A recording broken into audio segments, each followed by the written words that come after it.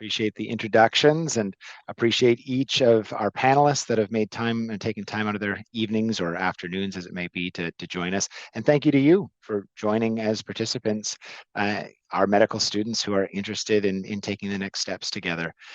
I think the introductions do a really great job of encapsulating the level of expertise that we've got on this call. From those, pretty much everyone shares in common a passion and interest in research. We've been a part of that process over the years. We've been where you are in your training journey. We've asked many of the same questions that have been asked to us, and we're still asking a lot of questions, learning together, and this is a great opportunity for us to collaborate in responding to some of that. You've also seen we've got some different representation here across clinical trials, observational studies, the varied facets of neurology. And so we're going to try to work with each of our panelists here to get you some unique perspectives in answer to your questions.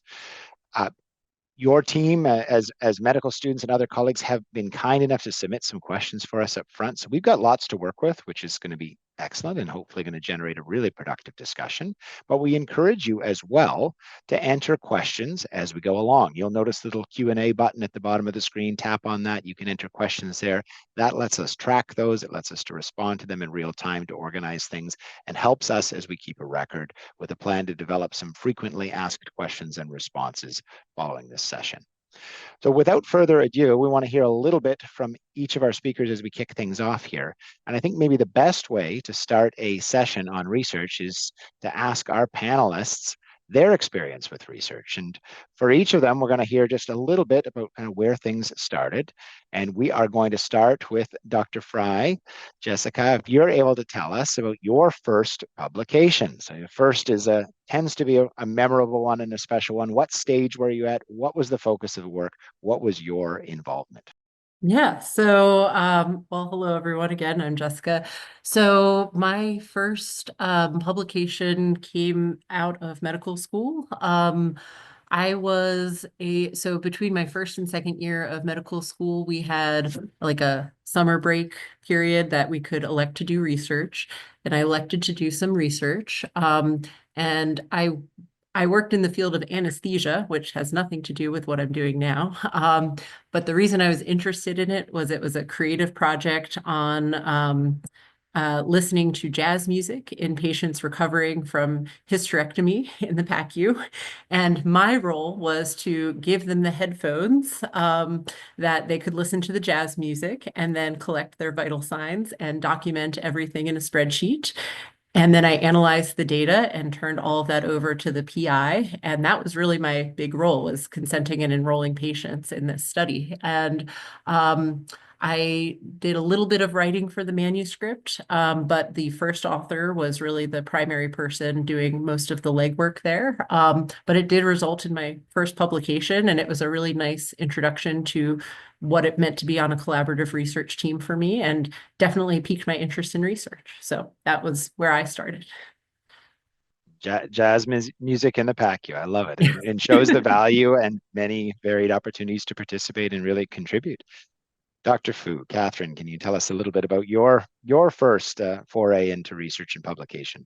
Yeah, awesome. Thank you for having me. Yeah, so I too was a medical student. I forget which year I was, but either kind of first or second year. My main mentor in neurology was a stroke neurologist. And I had just approached him and I was like, hey, I'm interested in publishing and doing some writing and getting involved in what opportunities might you have available for me. And so he was like, well, actually, I have this case report that I think would be really interesting for someone to write up, but I don't have anyone to help me with it. And so I was like, oh, perfect, great. I'm very excited about this. So we worked together to get me access to sort of the clinical data so I could write up the case report. And that was actually my first publication. And then I worked with him and I was like, do you have anything else in terms of research? And he was like, oh, great, yes. Actually, there's this other project, kind of in contrast to Jessica. This project was already almost finished. The data collection and analysis had been done. It was a chart review project, but he was like, just the writing is not quite there, and we haven't really been able to get it submitted. And so if you're willing to help with that process, I think that would be a great opportunity. So I was like, yes, definitely.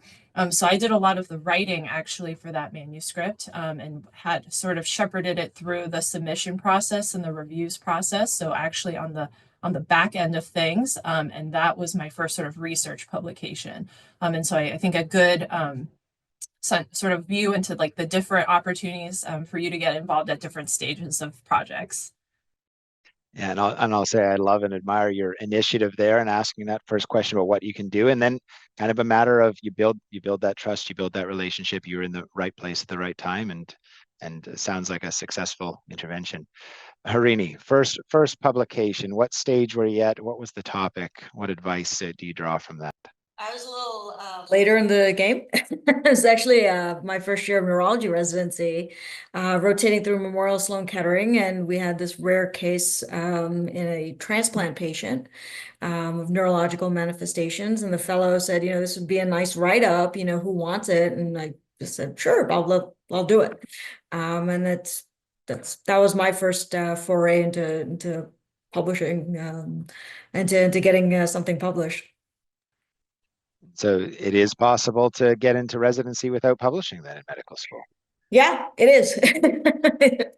And I think we're going to come back to that in a few other topics. But thank you to each of you for really providing that introduction. And I think hopefully our listeners are understanding. We come at this at various stages, at various times, in various ways, and the key is to get started and to find out a little bit more about that experience, what you enjoy about it, what you don't like about it, what works well, and what doesn't necessarily work well.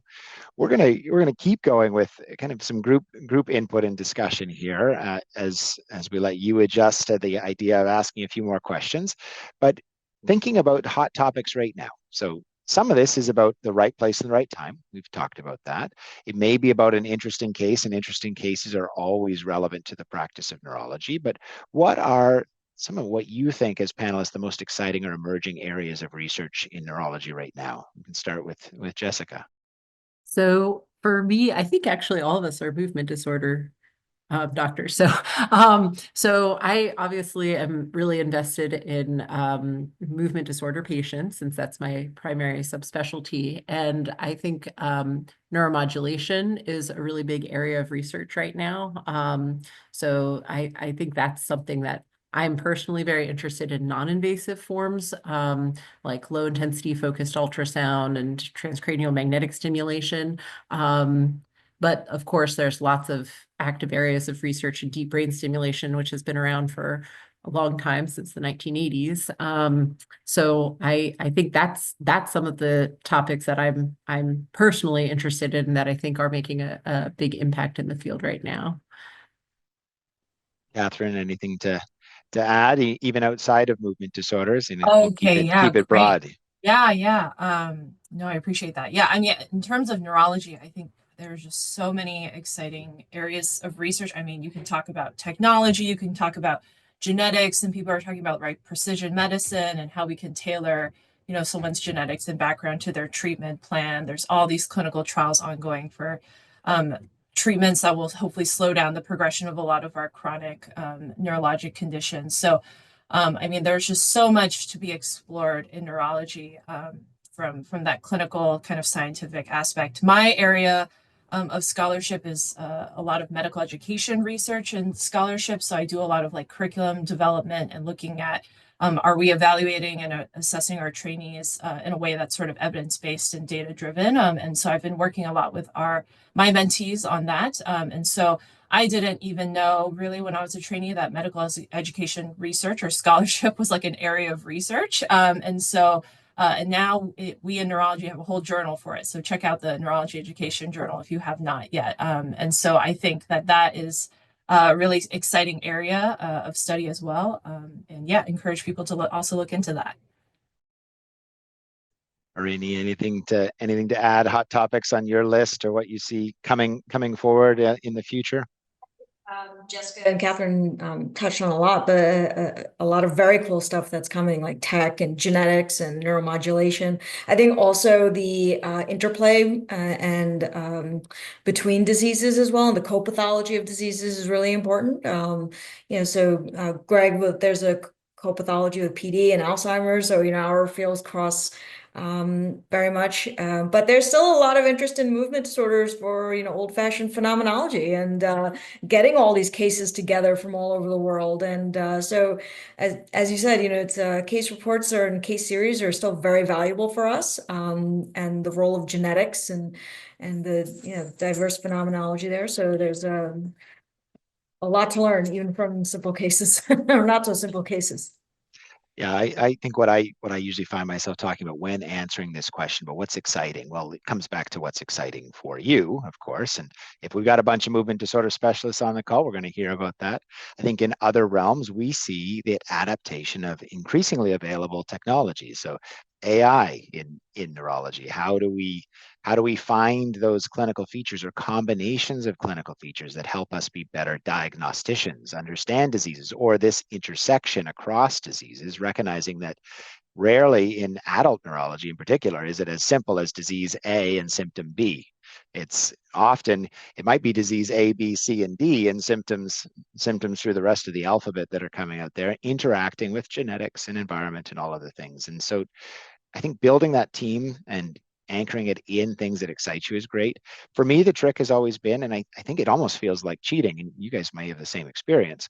We have the privilege of working with patients, and we sit in front of patients who have difficult diseases, and we share the information we have with them, and then they turn around and ask us some of the best, most probing questions ever.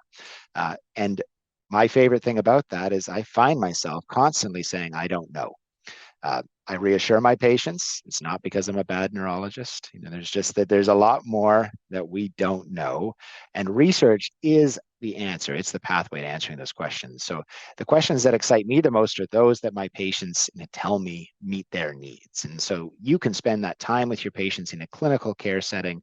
And if you have the privilege to pair that on the research side, taking those questions, translating them into whether it's bench or other bedside research or chart reviews or case reports, for me, that's what's been most exciting and fulfilling, and turns out that tends to benefit other clinicians. So hopefully that recap is helpful for those on the call.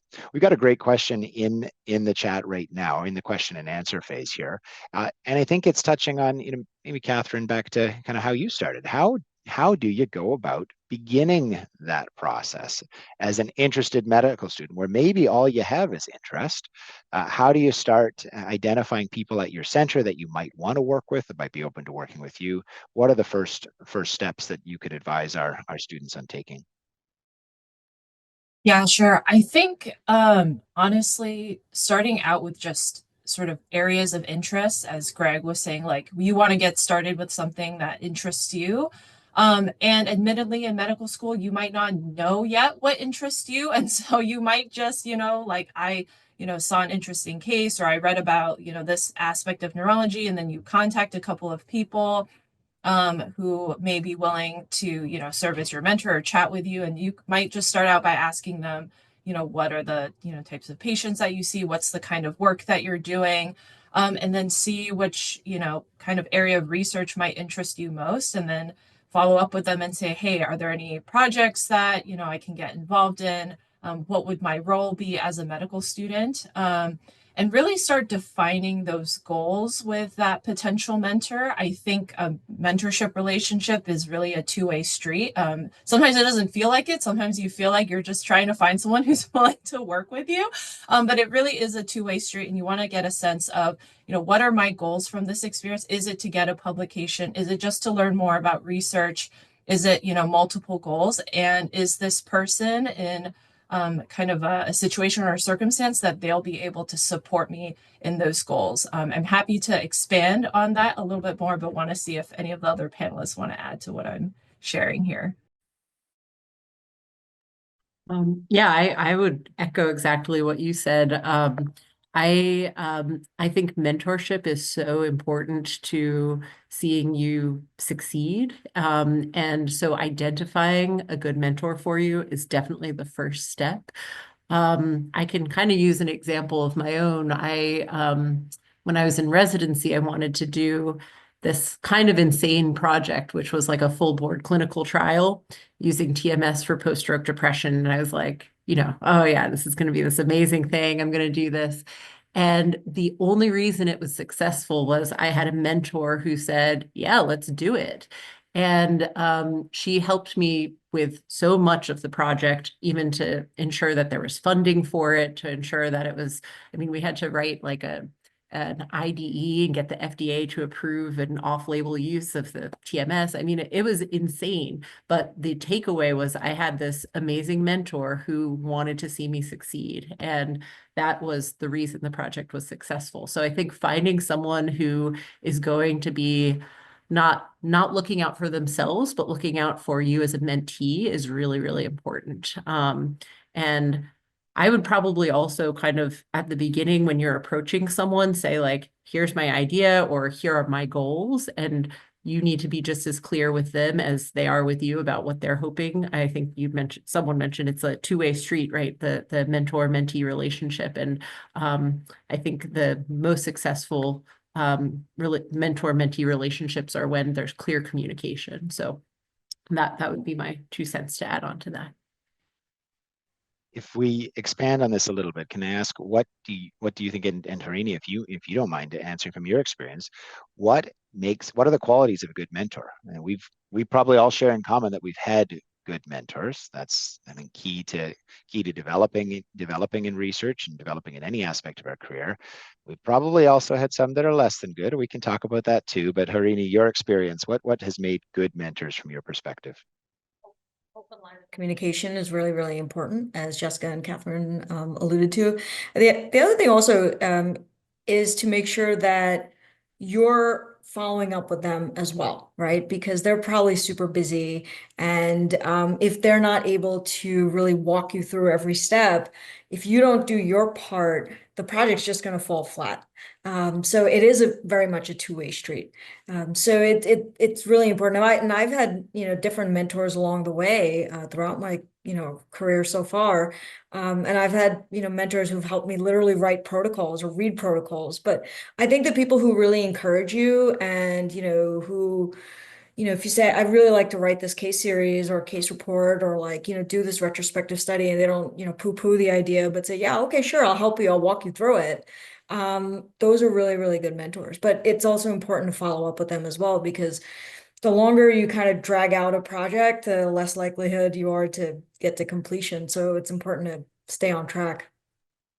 And I think we've heard it mentioned now from everyone that communication is important. And of course, communication is about asking for things, but it's also about setting expectations. As mentors doing that, and as mentees looking for expectations and sharing what you can reasonably accomplish.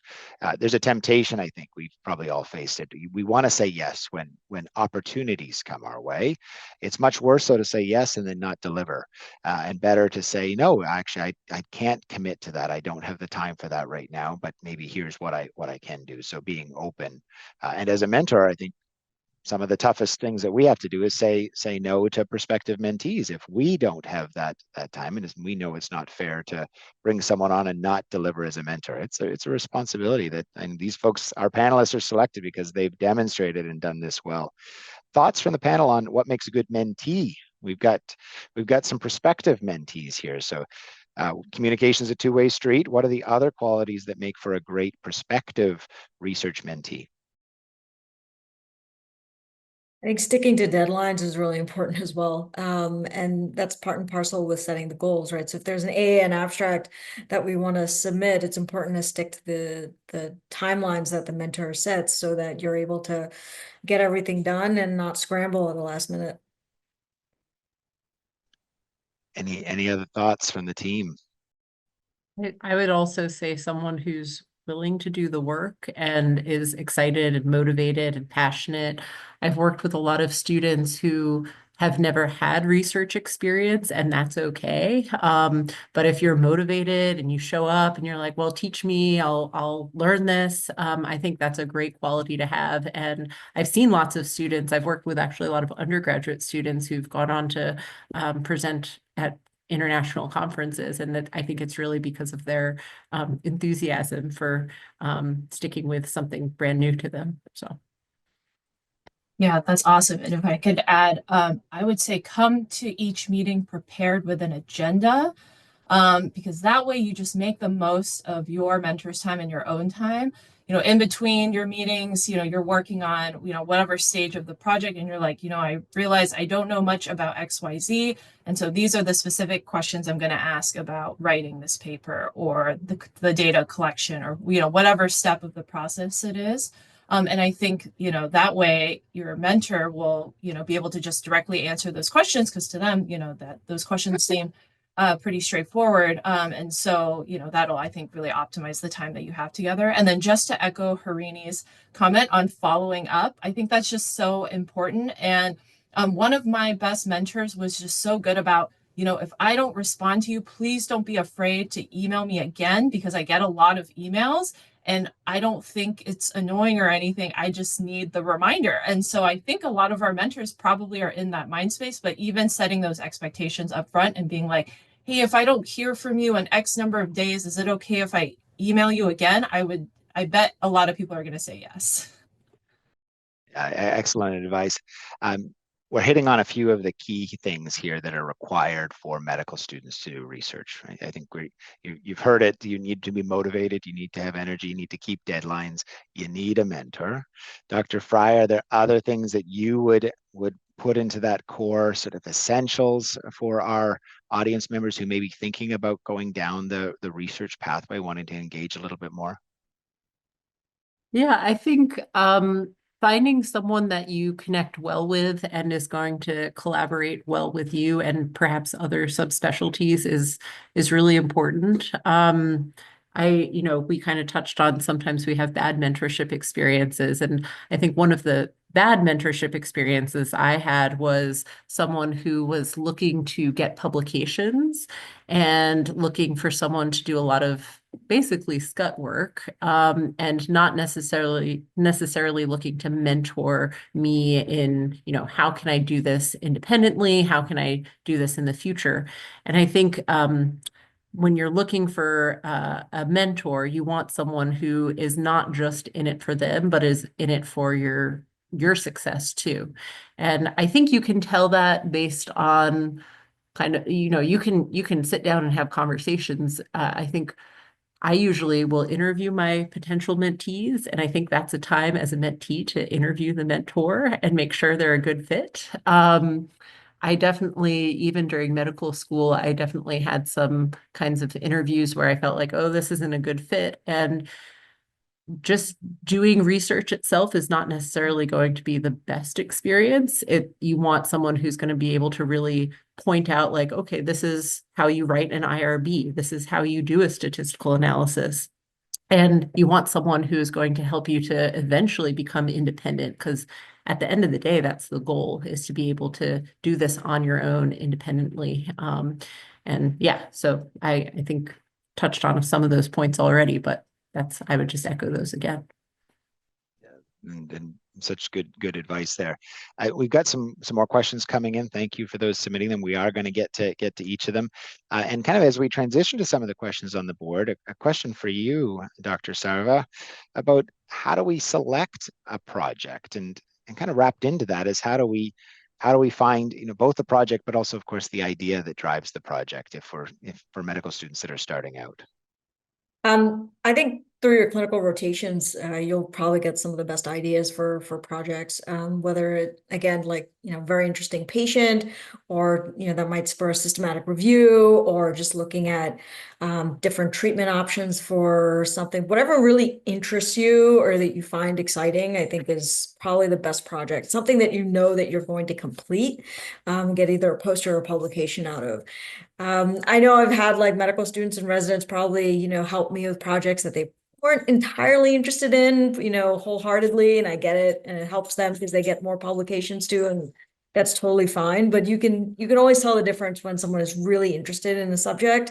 That's really going to make the biggest difference. And obviously, medical students are very, very busy between shelf exams and clerkships and stuff. So choose something that you're going to take to completion and you can talk about at your residency interviews. I think that's most meaningful than just signing up for 100 things and not completing any of them. Yeah, and I'll add to that. I think the reality of research so often is it's not often baked into the curriculum. that you're doing. We've got a lot to learn in medicine, and it turns out that we have a lot more to learn in 2024 than we did in 2000 and 25 years before then too. And so that load keeps getting higher.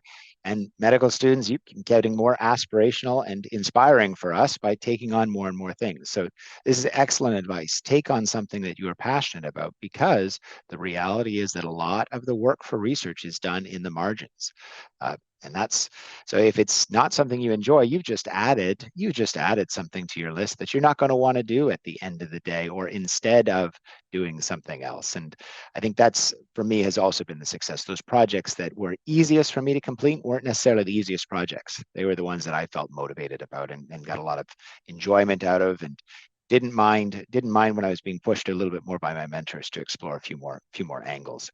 We're hearing a lot of great feedback on this, and I think one of the questions I'm going to draw on here, and thank you to whomever asked it, but coming up with research ideas. I've already shared one of my favorite ways is talking to my patients. They tell me where the gaps are in clinical care. Another suggestion, as is on the question board here, is reading research articles. You absolutely want to stay current. So many of us end our discussion sections with what we don't know or what's coming next. So great way to pick up on. Other suggestions? What do our panelists think about other ways to come up with research ideas? I mean, some of the research ideas that are recent projects that I've been involved with have just come through going to meetings, and then listening to more senior people say, this is a good project for you to do, Harini. And that's sort of how that's spirals, and you're able to kick off a really good project. So sometimes just collaborating with people, even as a medical student, going to AN or your local state neurological societies, and like going to the posters and just talking to people, you'll say, hey, I also saw this, or, can I be involved in this? So I think going to meetings can really help. I would say also in terms of collaboration, I think that's really important. This goes back a little bit to mentorship, but when I was a resident, that primary mentor of mine, who just kind of, allowed me to do this crazy research project, she really treated me like a peer and not like a trainee. And she really listened to my ideas. And if I suggested something, she really thought of, like, let's do that. And we had a team of medical students, and she treated them like peers as well. And so we would have these kinds of discussions about, like, oh, how can we improve this part of the project? And everyone at the table was equally represented. It wasn't like, oh, well, you're just a medical student, so we're not going to listen to your idea. And I think that really impacted me. And I try to do the same with my mentees now. And I mean, just in discussing, oh, that was an interesting case we saw in clinic, and then discussing with my mentees, some great research ideas have come out of that. So I think, yeah, again, back to collaboration, discussion, and just making sure that everyone that is part of the team is truly at an equal playing field is super important. Then if I could add, I think it's so great if you can come up with an idea and then approach a mentor who might have the skill sets to support the idea, just like Jessica's, I think, anecdote on her experience. I'm going to lend a bit of a different perspective, because I feel like I was on the opposite side of the spectrum. Like, I had no research question. I just wanted to get involved, and I didn't really know how. And so I had connected with my mentor in medical school. And so he had some projects that were ongoing. And I kind of told him, like, hey, I know how to write. I know how to do a literature review. These are my skill sets. Can I help you do some of your projects with the skill sets that I have, and then grow other skill sets that you think might be helpful for a future research career? And he said, yeah, absolutely. And so he kind of gave me these projects that, needed some work, and that I was able to help with. And through those, I learned, oh, this is what a chart review study is all about. This is what, an observational study, consists of, and the strengths and weaknesses of those. And only through that experience and participating in these projects did I actually learn, like, oh, this is what I am not quite interested in. This is what I am interested in. And another example is I did a big quality improvement project in residency, and we got it published. And at the end of that, I was like, okay, and now I definitely know that I am not going to pursue a career in QI research. And very admire those who do. And so I think sometimes it does just take that experience and working through those projects to kind of learn what you do and do not like and what you are and aren't interested in. And I think your question leads in very well to the one from Jack on here about the difference here between approaching potential mentors with in seeking their ideas or what they have available with being with versus approaching with your own idea. And I think your own idea can bring that passion. You're more guaranteed to have that passion, but may be less feasible sometimes. So when you go to the people who are actively publishing in your center and people that you have access to, and you ask them what they're working on, chances are they've got data, they've got ideas, and they may be just a little bit further along. And some of this wraps into feasibility. And so I'm going to transition to a line of questioning here that I think is probably important to everyone on the call. That's, we're talking about time limited limited time that we want to apply to research because generally we want to gain something from it. Now, you may want to answer the question at hand. That's important. That's where that passion comes from. But you also want publications. You may want to present an abstract. You want something going on the CV that you're going to talk about at your residency interview. So picking feasible projects is important for that. So Dr. Fry, how can we balance selecting those research topics that are innovative and exciting, but also feasible to complete during medical school? Yeah, that's a great question. I think a lot of it has to do with establishing a timeline up front and thinking about the feasibility of the project before actually starting it, which doesn't always happen. But I guess an example I want to just bring up is I do a undergraduate mentorship program where they undergraduate students complete research projects. And I encourage my students to come up with their own ideas and do their own literature review, own IRB, complete their own study. And for some, that is feasible. Now, it usually takes 1 to 2 years. And I'm very upfront with the timeline of like, this is going to be a long-term longitudinal project. And I did have one student who said, I need to talk to you. I'm feeling overwhelmed. I don't feel like I can handle this. This is a lot. And it is a lot. It's a lot. So we came up with kind of an alternative solution where she was able to help out with a completely different study, but still be heavily involved. She ended up doing like all of the consenting and enrolling of all of the patients. But we cut out the like IRB and the literature review and things like that. And that was much more feasible for her. It was an accelerated timeline. And so both students that were in this track were able to be successful, but just had a different kind of pathway to get to that success. And so I think it's important to be very upfront as the mentee with whoever is mentoring you and saying like, hey, this is the time I have to give to it. This is what my class schedule is like. This is, these are my goals. Yes, I do want to get an abstract out of it. And do I think I can do it within this 1-year time frame, within this 2-year time frame? What's that going to look like? So just being very upfront from the get-go, I think is one of the best pieces of advice I have. And thoughts from our panelists here on this question of when it comes to maintaining feasibility, what's the difference between bench work and bedside work here? So the types of research projects that we choose. Any thoughts on that and how that can influence feasibility? I mean, I'll share that I think one of the challenges that can become evident, there's certain advantages with animal and cell cultures and cell models. You get to control all the things that they do. They're there when you want them there, and they don't misbehave, miss appointments, or other things like that. So it can be great for collecting data, but often those are projects that require longer term experiments. You definitely need a bigger team. And so probably some great opportunities to plug in to a bigger team. And we heard some of those examples as we recapped our first exposures, joining a team that was already in progress and maybe working on one of the aims or one of the sub aims, and can be possible with a bench. At the bedside, I think, of course, just as many challenges, particularly if you're proposing a longitudinal study with prospective follow-up. By definition, you're building time into that equation, and lots of uncertainty comes through human subject studies. So when in addressing that question, I think one of the more important things is to wait. What do I need out of this at each stage? What is the group that I'm doing it, and what are the skills that we're going to walk away with? And I don't know if anyone has anything to add to that kind of recap. Greg, I absolutely agree. I think when you are entering into a project, you want to have a good discussion with your mentor about the role that you're going to play, kind of to Jessica's story. Like, are you going to be doing, every step of the process, the IRB, the literature review, the data collection, and are you going to be the only person doing this? Because that's going to affect the timeline of that project, which is thereby going to affect the feasibility. And then what skill sets are necessary for the project? So in my very limited knowledge of bench research, right, there's a lot of different techniques in wet lab research that you need to learn in order to even be able to conduct the studies. How long is it going to take for you to learn those skills? Do you have the time to commit to that with ongoing coursework and rotations? And how is that feasible? Which is why sometimes students will pivot more to sort of chart review that they can do kind of on their own time, sort of, asynchronously, looking for a project that might be a little bit more flexible in terms of those time requirements.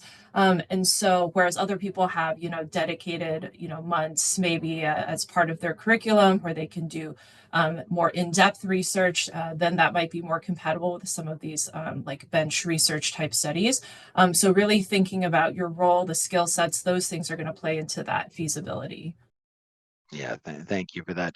We're going to do a fun exercise here called red flag, green flag. So pretend that you are now medical students again. We're going back in time, and you've got a project in mind, or at least an area of research, or at least someone you want to work with. What are the red flags and green flags that you're looking for, or trying to avoid in the case of red flags, things you're looking for in that prospective lab team that you're approaching? Maybe it's just a website search. You're looking at faculty in the department, or maybe you're sitting down for that interview with a possible mentor. Harini, thoughts on the pros and cons, the green flags and red flags in those situations? So red flag is if the potential mentor is not making eye contact or trying to dual task while you're pitching an idea or asking for helping out on a project. I think, a green flag is if, the person says, I like this. Can you flesh it out for me and send me like a one-page abstract and let's kind of take it from there. And it is very easy to communicate with by text or by email or whatnot.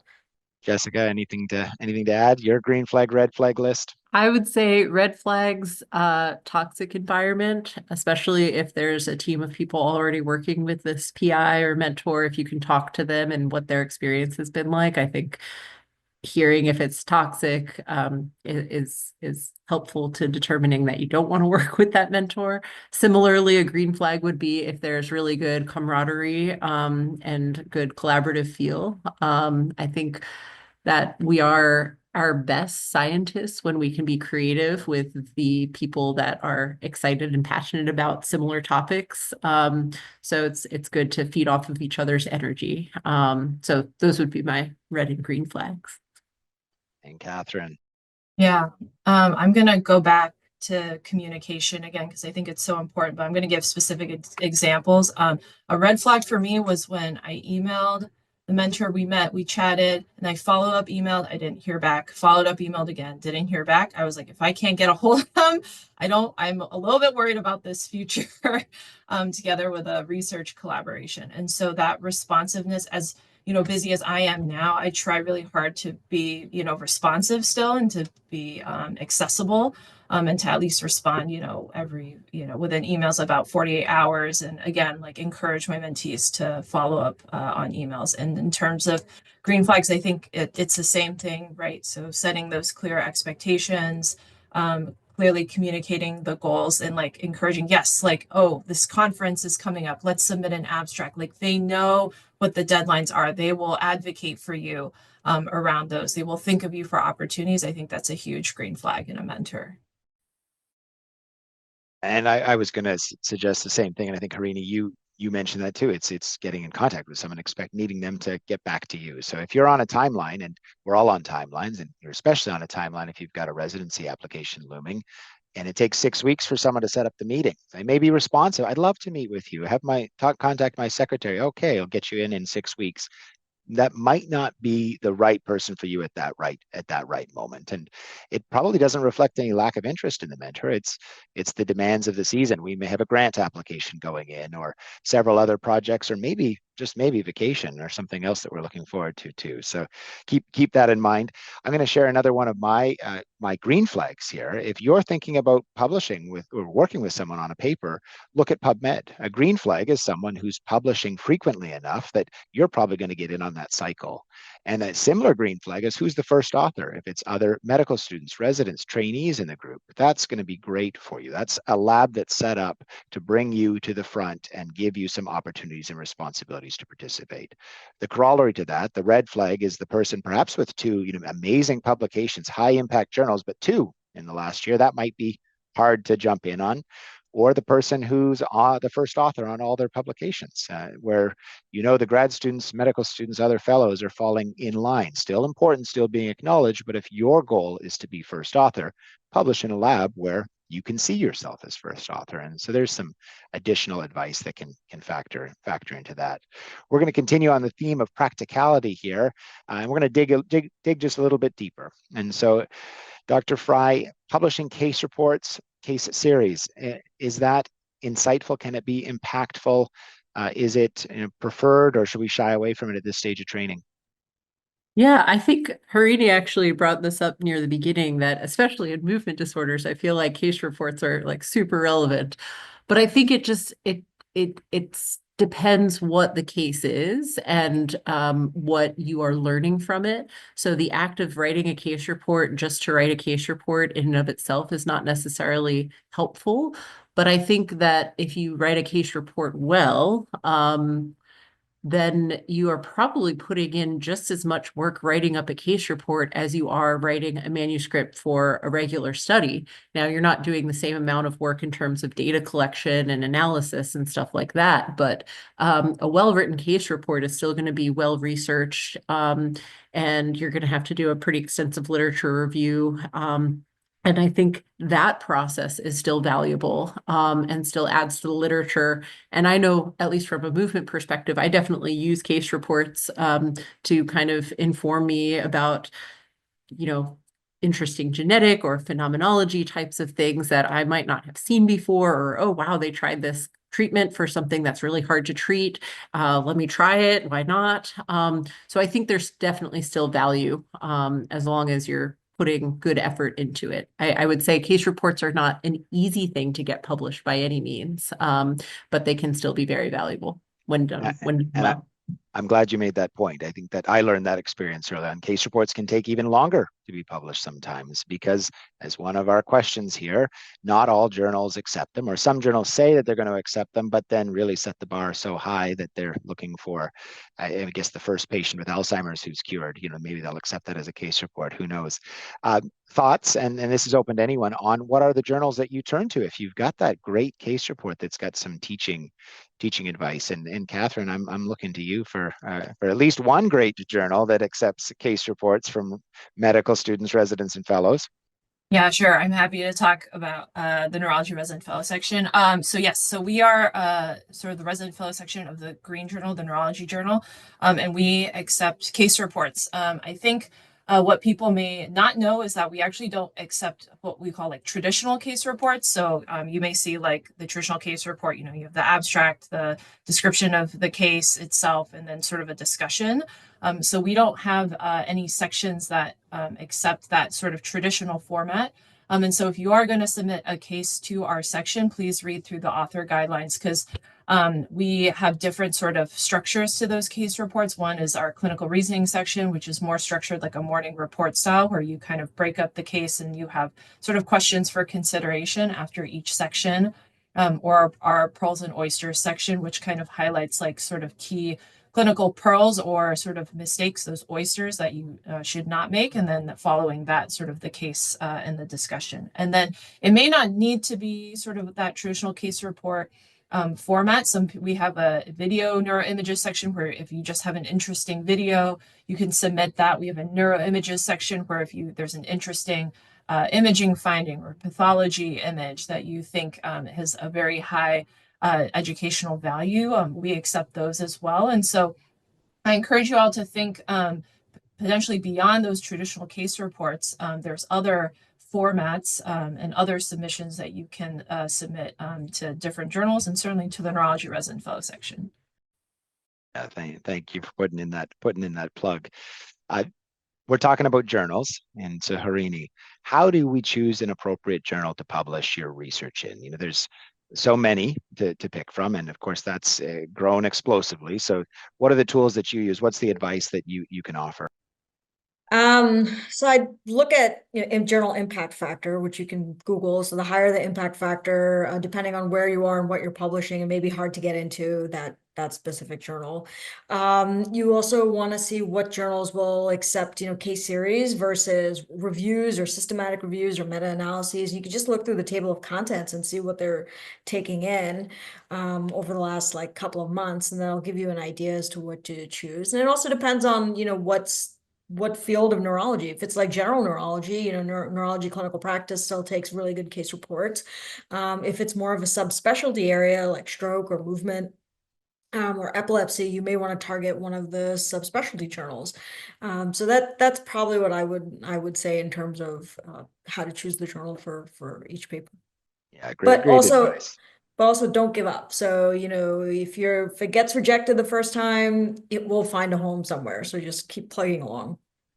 We'll pair your advice with Catherine's. Read what the journal wants. So read. I think many people miss that. They tell you what they're looking for, and if you're not sure after reading the instructions to authors, read the journal. If you can't find something in there that looks like what you want to submit, chances are that might not be the best use of your time in waiting for reviews. But thank you. I think that's some key practical advice.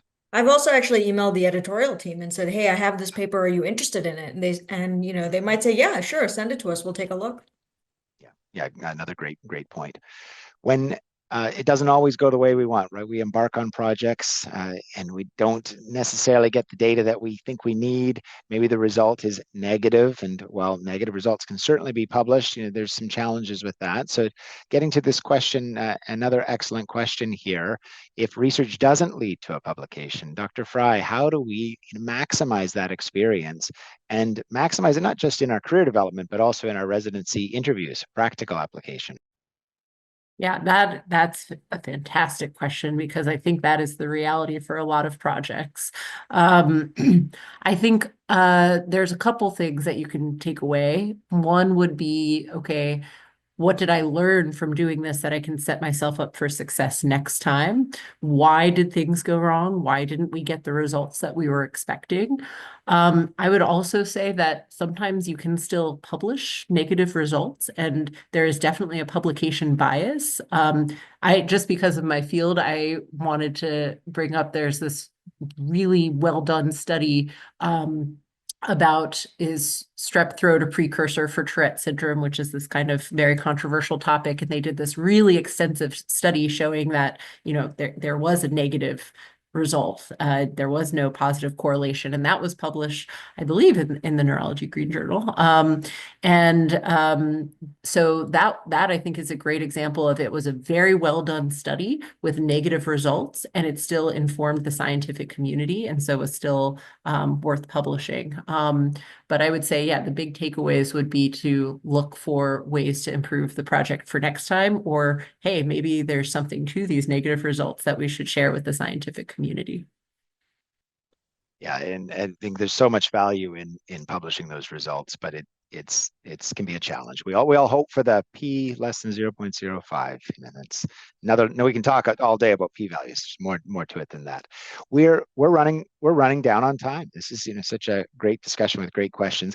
I want to make sure in the last few minutes here that we target in even a little bit further. So let's talk about residency applications. That's the next step in the road. And we want you to be doing research because you're passionate about it and you want to build that skill set to help patients and to become our colleagues in the future and future panelists. But to do that, you got to get into residency. So how much research experience or how much does research experience impact neurology residency options, acceptances, program selection? Dr. Fu, thoughts on that as a program director? Yeah. Sure. So So we, I think most programs now have moved to what we call like a holistic review. So we really look at your application as a whole, right? Personal statement and your letters of recommendation and the whole breadth of activities you may be involved in, as opposed to just looking at grades or test scores, or, just your research. And so even taking a step back, is research your interest, or are you interested in advocacy or medical education or other things? I think if you demonstrate an area of interest and commitment, and you've demonstrated that through leadership or extensive involvement in that area, that will come through in your application, and we will pick up on that. Now, let's say you have picked research as that area of focus. I will say a common question, we get is like, how many publications do I need? And I don't think there is a specific number. I think what we look for are those demonstrations of that longitudinal commitment. And so, if you are first author on a project, that likely means that you have done significant work in the process of the study design or data collection analysis or the writing that has merited that first author spot. And so, certainly being first author on a publication or an abstract, does stand out, I would say, on the application. If you are in a very prolific lab, but you have been working on a team of other medical students and someone else got that first author spot, I think if you are somewhere in the middle, that that's okay, that's not bad. But then I would say in the application itself, there are many areas for you to highlight exactly what you did in the project, as well as what you learned from that project. And I think if you highlight those things, that's going to be very important, because that'll show me not only did you play a significant role in this project, but these are the lessons and the insights that you gained. And it sort of demonstrates that ability to reflect and that sort of maturity that you've gained through doing this project. So I would say those are the things that I will look for. Some of the other factors that come into play are time. And so like if you've done a PhD or if you've taken multiple gap years to do research, I'm going to take that into account as I look at your productivity. And so, one first author publication for someone who didn't take any extra time to do research and was busy doing courses and clinical rotations versus one first author publication for someone who did a 4-year PhD, we want to weigh that. But other things to weigh, as Hernie had mentioned, are the impact factor of the journal. Some journals are much harder to get into. And so those are all the things that we're thinking about as we look at that research experience that you've done. Yeah, thank you. And folks, you heard it here right from the mouth of a program director. So now you know a little bit more about it. And now, here I am in research, and I only have this one, publication. It's in anesthesia, but it's in science. Dr. Fry, like, I wish I had gotten this in neurology or done something more topical. What is the value of outside research, and how is that received by program directors? Is there any advice you have for medical students that may have some research? Maybe it's not in neurology. How do you turn that into a really good thing? Yeah, I think any kind of research is good experience. And just even from a personal level, I had zero neurology experience before doing neurology residency. My only research was in anesthesia and kind of a very creative aspect of anesthesia at that. But the knowledge that I gained was, okay, how do we do consenting and enrolling? How do we do data analysis? I learned a lot of Excel statistical analysis, which has actually played a major role in a lot of my future work in research. And I kind of learned, even though I wasn't specifically involved in writing the IRB, I learned a lot about what that IRB entails. So I learned a lot through that process. So even though I am obviously not doing hysterectomies or in the PACU or doing anything like that, that initial experience actually very much informed me for much of the other aspects of my research career in neurology. So I think any kind of research is going to be good experience to get. And I would say if you can do something that's self-initiated, that's going to be even better. Sometimes you might need to have some initial experience with another project first to get your feet wet. But then if you feel comfortable and you have a mentor who's willing to support you, something self-initiated that you can really be the driving force and you can really be motivated about it, is going to be probably the most successful project for you. Yeah, research is a process and a skill set, and the topic doesn't matter as much as what you gain from it. I think everyone's been saying the same thing. I will warn you though, if your research project includes the words jazz music in it, maple syrup, insert something else here, you are going to be asked about that by every residency interview. So you're going to have an opportunity to talk about what you learned, how you ended up in there, and how you think that's going to apply to neurology. It's a great and really fun conversation starter. Harini, tell us, if I'm interested in research now, how much time do I need to publish? What's the reasonable timeline that our medical students should be thinking about? Well, I mean, I would be scrambling right before your residency applications are due, but you start the process early, or even when you're finishing your preclinical years and say, listen, if you hear a great lecture or something, I really like your work. I'd like to, what do you think? Is there a chance for me to present at the next AAN meeting or the next epilepsy meeting? To really be very goal oriented and, maybe have a couple of, talks or posters before your residency application at big meetings. And even that is, very, very meaningful. Yeah, excellent. We're going to finish on time, but I want to hear one more word of advice from each of our excellent panelists here. You may be at different stages in your research process. Maybe some folks, you've already got a paper, you're waiting for the comments to come back, or you're revising comments, and congrats if that's the case. For others, you might be staring at a blank page or an email that you want to send on this. So what's the advice from each of our panelists? How do we either get started, what's necessary to get started to break down that intimidation, or to take your project wherever it is to the next step? Dr. Fry, word of wisdom as we come to the end of our time. Sure. So my two big things would be mentorship selection is crucial. And my second piece of advice is if there's an issue or kind of a hurdle, keep going, keep going. It'll be worth it in the end. So stay motivated and enjoy the process. Dr. Fu. Yeah, I was gonna say something very similar, which is don't take any rejection personally. And that applies to any stage of the process, right? Like, let's say you reach out to a couple of faculty and you're interested in establishing a mentorship connection, and some of them don't respond or say, I'm sorry, I don't have time. Don't take that personally. Keep going. You will find the right mentor for you. If you submit a paper and it gets rejected, that happens all the time. I think all of us have been through that process. Keep going, find another journal, and just keep going through that process. So that resilience is going to be your best friend. Dr. Sarva, the hardest challenge, what can you add to this excellent advice? Be open to feedback. There are going to be people who have either done something similar or who are not even in your field, who will just, provide a completely different outlook on what you're doing. And that may be what you need to get over the final hurdle. So just be very open to feedback.